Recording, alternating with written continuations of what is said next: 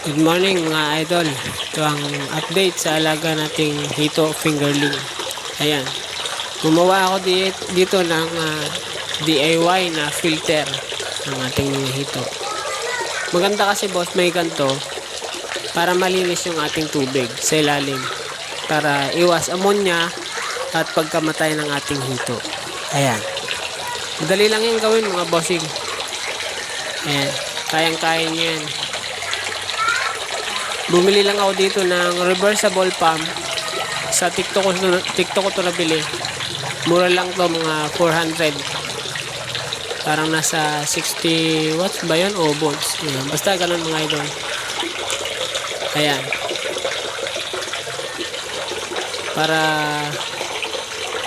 iwas ammonia at pagkamatay ng ating hito, kailangan nating agapan mga ganun bagay. Kasi pagka madumi na, alam naman natin na nag-aangatan ang mga ulo ng hito. Kailangan natin agapan niya mga boss. Kaya ito,